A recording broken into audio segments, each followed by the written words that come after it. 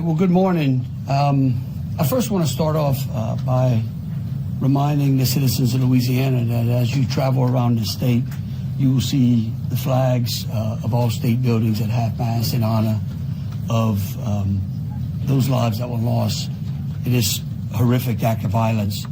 I also think that it's important to remember that what happened yesterday was akin to those who are old enough to remember jigsaw puzzles, and that you would take a 1,000-piece jigsaw puzzle and you empty the box, and you've got to start sifting through those pieces, and you want to start, if you're real good, you start at the corners, right?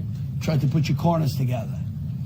And from yesterday to today, over 1,000 law enforcement agents and officers, men and women, have been poring over countless amounts of data, of videos, of surveillances, interviews, tracking down every possible lead that came to us, whether it was the New Orleans Police Department, the Louisiana State Police, the FBI, or our other federal agencies.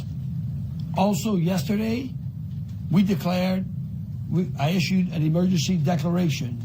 That declaration was meant to streamline resources and communications between state, local, and federal partners. And we're seeing the results of it. I also would like to remind everyone that what's going on in the city and the state is twofold. We've got to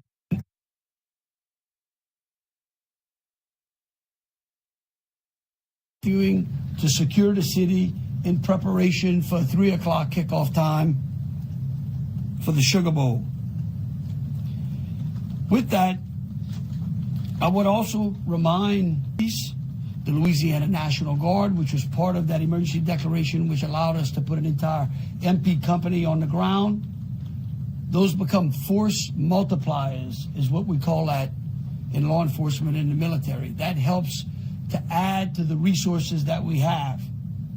Wildlife and Fisheries, the Department of Corrections, DSF, DHS, our Veterans Affairs, our Probation and Parole, all state agencies. Any state agency who has a post-certified officers are here in this city to help secure the city.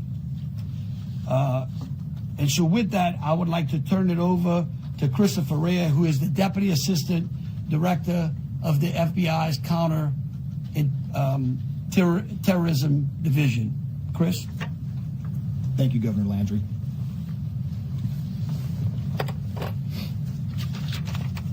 Good morning.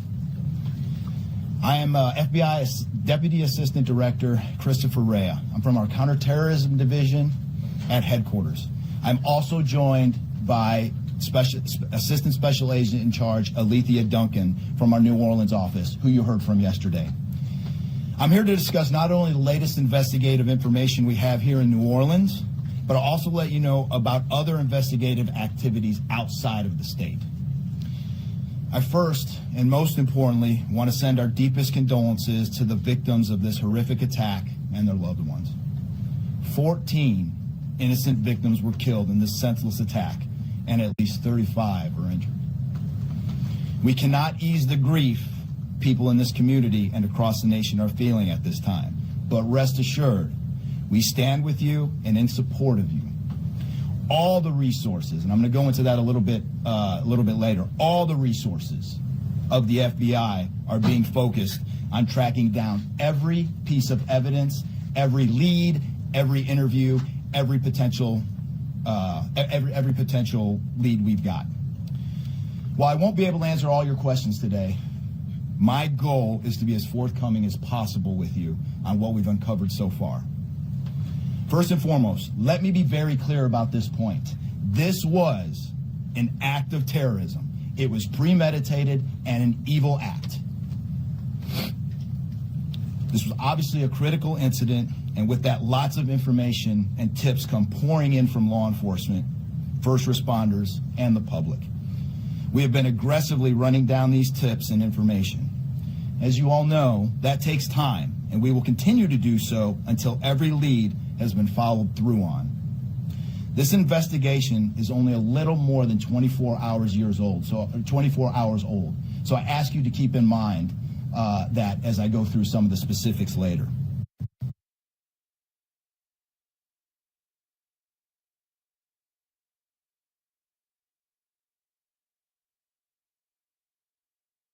Involved in this attack,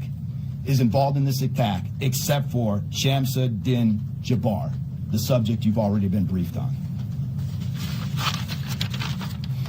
A little bit about what the FBI is doing. So we are surging people and assets to the area from across the region and across the nation. Special agents in multiple field offices across the country have been deployed and are assisting with potential aspects of this investigation and following up on every lead. Additional teams of special agents, professional staff, and victim specialists continue to arrive to provide more investigative power and assistance to the victims and their families. We've also forward deployed a number of our critical incident response group assets, including members of our hostage rescue team, special agent bomb technicians, and crisis management coordinators. In addition, we have deployed more evidence response technicians to continue to process the various scenes that we have. So far, we have received just over 400 tips from the public, and that information is being followed up on both here in New Orleans and across the country. Some of the tips are here in New Orleans, and there are other tips in other states across the country that we are following up on. The FBI team and our law enforcement partners here are also reviewing hundreds of hours of surveillance and other video from both the French Quarter and other. As for a timeline, at this point, investigators believe Jabbar picked up the rented F-150 in Houston, Texas on December 30th. He then drove from Houston to New Orleans on the evening of the 31st, and he posted several videos to an online platform proclaiming his support for ISIS. There were 5 videos posted on Jabbar's Facebook account, which are time-stamped beginning at 1:29 a.m. and the last at 3:02 a.m. In the first video, Jabbar explains he originally planned to harm his family and friends, but was concerned the news headlines would not focus on the, quote, war between the believers and the disbelievers, end quote. Additionally, he stated he had joined ISIS before this summer. He also provided a will and testament.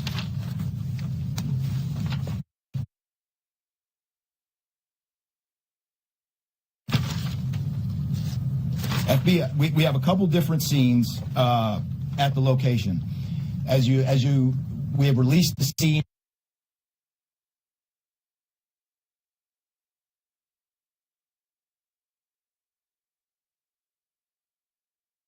Currently searching that scene right now.